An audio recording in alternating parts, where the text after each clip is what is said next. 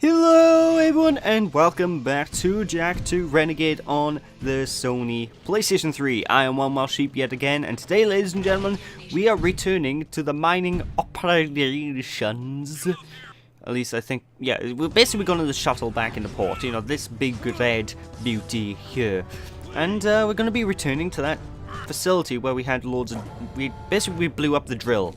So yeah, we're going back there, folks, and the layout... Well, needless to say, the layout of the levels changed a little bit, if I remember correctly. At least I think it's changed. It might be exactly the same and I'm remembering wrong, but I'm pretty sure the layout's changed. I know the objective is nothing like the last objective we had to do down here, but that's beside the point. So, let's just back in we go.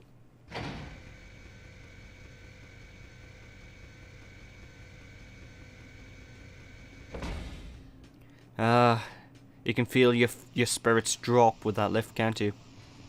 Because the lift was going down, get it? Sorry. But anyway, one of the new things about this area is that now there's no Crimson Guards over here. The entire area has been occupied by these, well, not these male heads, but by male heads in general. The entire area has just been swapped out by male heads instead of Crimson Guards, which honestly in a way make the level a bit easier, but hey, I was right, the entire level design is different. Now this stage right here is actually quite interesting because it actually reminds me of one of the Sage's huts. You know, the same area from one of the Sage's huts in the original Jak and Daxter. And I don't know if it's if that's intentional on their part, because I don't know, it just gives me it just looks like it belongs in the original Jak and Daxter where the Red Sage was, you know? That was like late in the game, few people don't know, but it was pretty fun. But anyway, as you see, there's a 5 thing on the left-hand side, right-hand side of the screen. What that basically means is we need to go and search for 5 set buttons, and I just walked straight past one. Go me. Yeah, there's 5 set buttons inside this level. We need to explore this entire stage and look for all 5 of these buttons. Now, this level is this entire part. I'm going to spoil that right now. At least I think it's this entire part. And unfortunately, I don't think I did much editing with this one.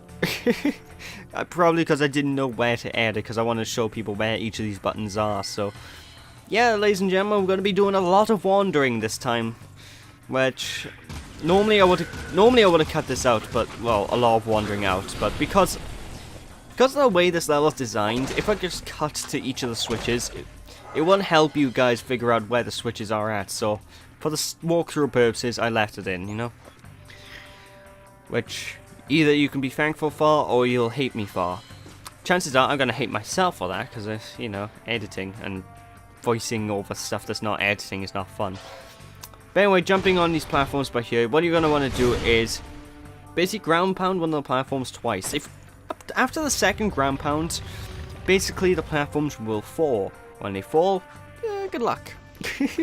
You basically need to try and make your way into that alcove there, which I just went into. Of course, you have the opportunity to get a hold of a precursor rope as well, so if you're being klepto about those, you know, it's an easy one to pick up.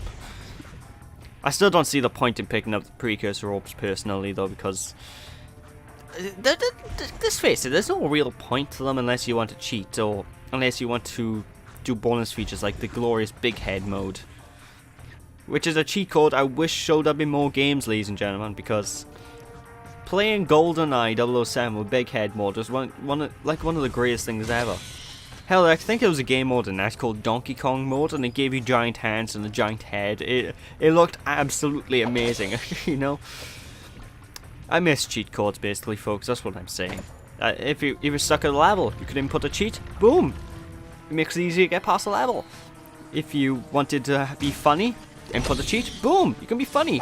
Games these days don't have cheat codes. Instead of cheat codes, they have so stupid-ass things like, you want to get past this level, do you? Well, pay us $2 and we will see if we can make that possible. So, it's, I don't know, gaming's just changed in a way where in some ways, gaming's changed for the better, and like game difficulty's lower, so the games are more beatable, and they don't have things like continue systems. So if you die, you can just retry wherever you left off, which makes difficult games more bearable.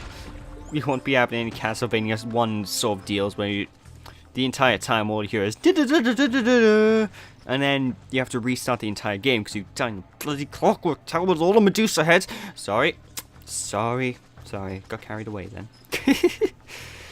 But yeah, game, like, in ways like that, gaming sort of changed for the better. I feel like difficulties are a lot more easier to handle, and for games that are difficult, we don't have stupid obligatory things that make the games last longer just because they need to last longer, you know? Well, we still get things that pad out the game's length, but it's not usually difficult things that pad out the game's length. It's usually things like millions of side missions and collectibles, which Ubisoft love to shove in our face, but, you know. But the ways that the gaming's sort of gone worse is that cheat codes are pretty much non-existent these days, with the exception of the GTA series. And even then, they don't usually have like the fun cheat codes like they used to have back in the day, you know, like have the entire world try and kill you and stuff like that. Or Big Head Mode, which is the greatest cheat code on the face of the earth, I kid you not. But I digress. Anyway, that's pretty much all the buttons apart from one. Now, I don't think it'll take too much longer to get this last button, so then we'll have something new to commentate over when we get to something new, but yeah, like I said, there's a lot of exploring in this one, folks. There's a lot of finding where to go. But when you do find all the button, you know, it doesn't take that long, ladies and gentlemen. It took me 20 minutes, and I was playing pretty half-heartedly, and I wasn't really paying attention to my surroundings, but you know, if you know what you're doing, you can get this done within a few minutes. Let's be frank. So, I'm pretty much showing you what your first playthrough would probably look like in this mission. Just sort of like, yep, where's the bullet? Bullet? Yeah, where's the bullet, guys? I want to shoot myself. It's going on too long. No, where's the switch? I need to push the switch, and you know. Although I believe the switch isn't that far away from here. I can't remember off the top of my head where the switch is, but I know we're going to get into some combat pretty... Oh, there's the switch. Actually, yeah, I remember now. We're going to get into some combat by here, because as we go up to this area, we're going to be ambushed by scorpions. Ah, the best metalhead type. Honestly, though, like, I did say this in a previous part of the game. Wait, that metalhead didn't drop a skull gem. He cheated me out of the skull gem, the bastard. But, I have said this previously, I do like this game's, you know, the metalhead's designs. I love the enemy designs in this game, you know. Yeah, in fact, I love the art style. Like, I think I might have mentioned this in a previous part, but I'm not entirely sure, but one of my favorite things to do when I first, because I have the guidebook with this, one of my favorite things to do is just look at all the character designs and all the enemy designs that are in the guidebook. And one of the weird things the guidebook had, which I'm surprised it had actually, it was a nice little Easter egg, is you might notice that a lot of the text in Jack's world is all these weird sort of symbols. And no human being will have any fucking clue what any of these symbols mean. Naughty Dog actually made an alphabet out of these symbols, and the guidebook actually contains this alphabet. So if you have the guidebook on you, the the signs that are littered around the streets, you can actually read what they say just by reading this guidebook and being, okay, so that's letter A. I think it's pretty cool, actually. I think it's a pretty neat world-building thing. But anyway, be careful on those little swingy things, because I've always had issues sometimes where I think I push the button at the right time, but I am just off, and basically I go straight into lava. And when that happens, you're gonna scream your frustrations out just like you were playing Castlevania. Da da da da da da da. I don't know if I'm getting to a Castlevania LP, folks, anytime soon. I keep talking about Castlevania quite a bit in my LPs, and it's usually just the odd reference or two, but I don't know. I'm not particularly good at the games. That's probably why I haven't done the LPs yet. It's the same reason why I haven't done my Zelda 1 LP, because My Zelda 1 LP is probably going to be the worst playthrough on the internet for that game, because I die so much in Zelda 1. You would not believe how much I die in Zelda 1. In fact, I'm doing a playthrough right now of it just to get myself reacquainted and see if I can beat it. And I'm currently on Dungeon 3, and I've died a grand total of like 15 times. Not in the dungeons, mind you. I found the dungeons quite easy, but I know the later dungeons are hard. I found myself dying mainly on the world map because I keep going to collect something and then suddenly, oh, mobbling off screen. He's about to hit me with an arrow. And that's one thing I really dislike in games is when you get off screen by an enemy. It happens so often. I have to be perfectly honest. But yeah, now I'm getting even more Jak 1 vibes as we're getting through this cabin. I have to be honest, across all these pirouetting circus swingy things. Like, all the architecture just really screams Jak and Daxter 1. Strange. But yeah, all these circus swinging things. What are these called? Trapeze acts? Well, these trapeze things anyway, just swing across them, just time the X button. And like I said, if you're unlucky enough and you push the button at the wrong time, you're having a very warm bath. To put it lightly. Oh my god.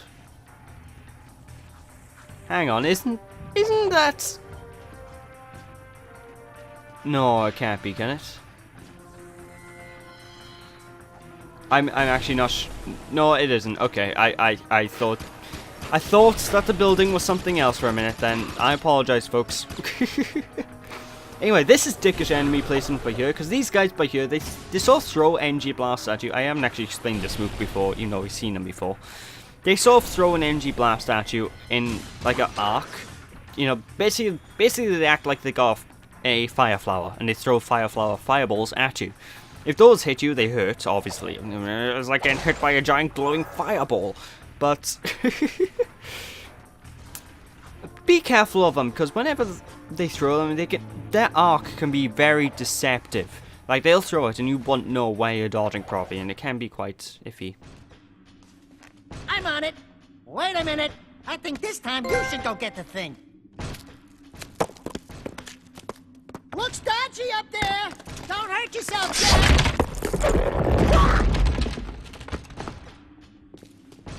It's a curse, isn't it?